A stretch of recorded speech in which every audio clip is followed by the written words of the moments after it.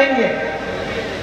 10 साल हो गए इनकी सरकार है केंद्र में, प्रदेश में भी इनकी सरकार है, दिलवाए? किसको रोजगार मिले? हाथ उठाओ भाई, किसको रोजगार मिले? नहीं मिले। फिर इन्होंने क्या कहा था? महंगाई कम करेंगे। बताइए बहने, क्या हालत है आज? आप दुकान जाती हैं, सब्जी खरीद पाती हैं, कुछ भी खरीद पाती हैं? प्याज कितने का हो गया है आज? ये लोग कहते थे एक समय में कि प्याज के बहुत दाम बढ़ गए हैं, अब क्या कह रहे हैं? तो ऐसी ऐसी घोषणाएं करते हैं जो सिर्फ चुनावी घोषणाएं। अब मैं जो पढ़ने जा रही हूँ इनको अच्छी तरह से समझो, सुनो कि क्या घोषणाएं हैं हमारी, और फिर मैं आपको ये बताऊंगी कि आपको इन पर भरोसा क्यों करना चाहिए। पब्लिसिटी खूब हुई, पैसे भी खर्चे सरकार ने, मोदी जी जहाँ जहाँ गए उनको माल्यार्पण किया गया, उनका स्वागत किया गया, महिलाओं ने उनको धन्यवाद दिया। पता चला कि 10 सालों के लिए आरक्षण बिल लागू ही नहीं होगी। तो जब 10 सालों के लिए महिला इसका फायदा देख ही नहीं पाएगी, तो फिर हम आज से इसके लिए खुशी क्यों मनाएं? वही बात है, और यही मुख्य बात मैं कहना चाहती हूँ कि इनकी घोषणाओं को समझो किस लिए की जा रही है।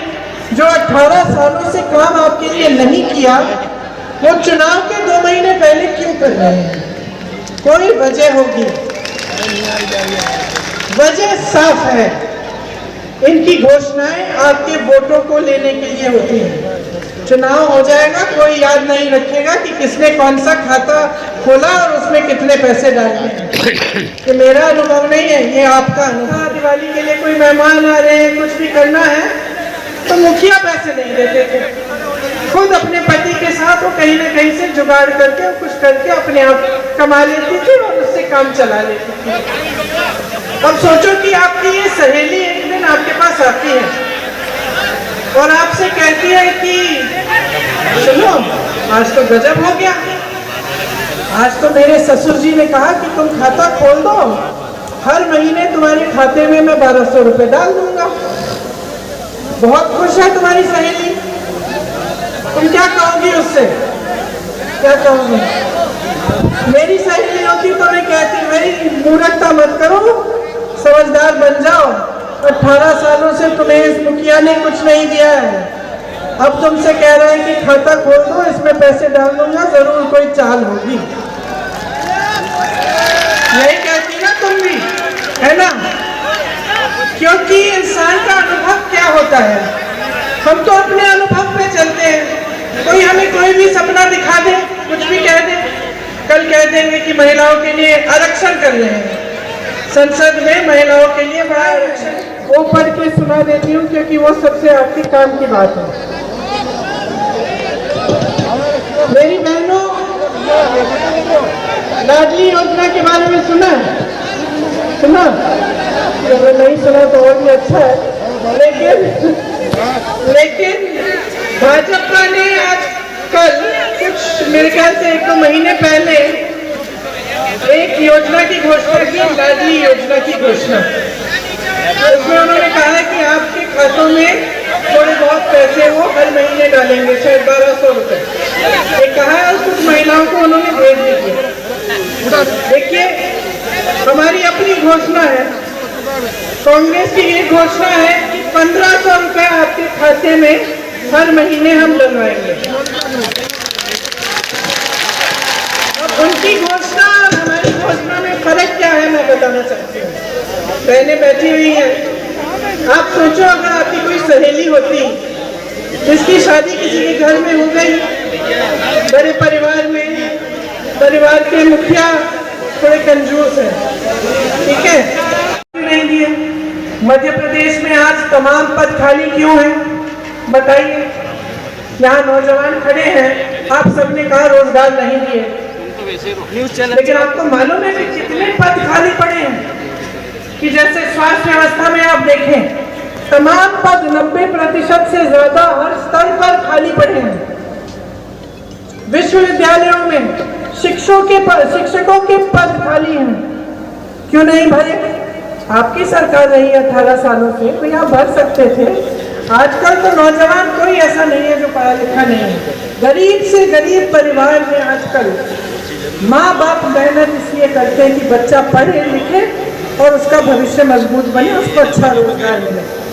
तो तमाम पढ़े लिखे बच्चे हैं, नौजवान हैं, कईयों ने भर्ती की परीक्षाएं की, भर्ती की परीक्षाओं में भी आपने घोटाला कर दिया, आपने दी है, रोजगार मिला, पद खाली पड़े हैं ना, घोटाला हुआ होगा उसमें, और क्या है ना। इस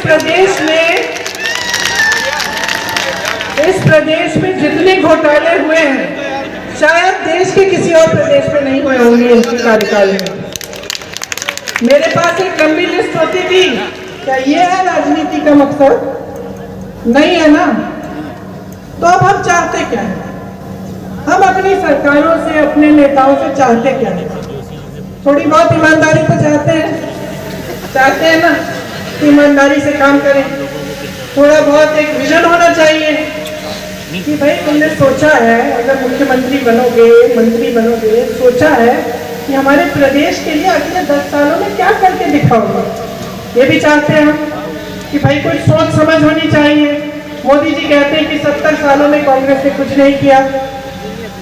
अच्छा, तो IIT किसने बनाई? IIM किसने बनाया? एम्स किसने बनाया? ये बड़ी बड़ी कंपनियां जो मोदी जी कौड़ियों के दाम में अपने दोस्तों को बेच रहे हैं, ये किसने बनाई?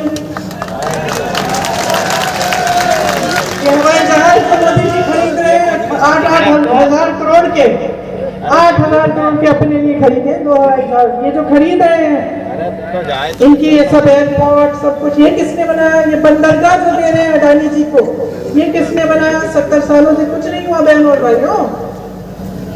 ये कहते हैं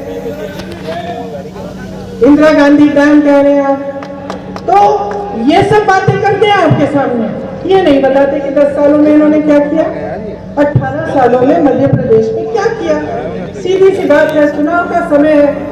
देखिए, मैं छत्तीसगढ़ गई थी, कल मुझे इतनी खुशी हुई क्योंकि मैं मंच में जब खड़ी हुई तो मेरे पास कुछ कहने का था। मैं कह पाई कि देखो, आज छत्तीसगढ़ का किसान खुश है, आज धान हम छत्तीसगढ़ में आपसे खरीद रहे हैं, पूरे देश भर में सबसे ज्यादा का खरीद रहे हैं। मैं कह पाई। इसीलिए जब नेता आपके सामने मंच पे खड़ा होता है तो मन बना लो। अगर घोषणा करता है, अगर तुम्हारे सामने कह के जाता है कि कुछ करेगा और करके नहीं दिखाया उसने 5 सालों में, तो मन बनाओ तो इसको खदेड़ दोगे, उसको निकाल दो। बहुत आदत बिगाड़ दी है बहने, बच्चों की आदत हम प्रदेश में कराएंगे अगर केंद्र सरकार नहीं करना चाहती। 2 लाख सरकारी पद खाली पड़े हैं, तुम जैसे लड़कों को मिलने चाहिए और मिलेंगे। प्रतियोगी परीक्षा के लिए कितनी फीस दी है तुमने? 500। हम कह रहे हैं कि जितनी भी ऐसी परीक्षाएं हैं उसकी निःशुल्क तुम फीस के बिना तुम भरोगे। 25 लाख रुपए तक का बीमा और 10 लाख का दुर्घटना बीमा, स्वास्थ्य बीमा आपको मिलेगा। मतलब कोई दुर्घटना घट गई, किसी को चोट आ गई, आपको अस्पताल ले जाना है, 10 लाख तक आपका इलाज हो जाएगा। अगर दुर्घटना हुई और 25 लाख तक बाकी इलाज। ये राजस्थान में हो रहा है। राजस्थान में मैं ऐसे लोगों से मिली हूँ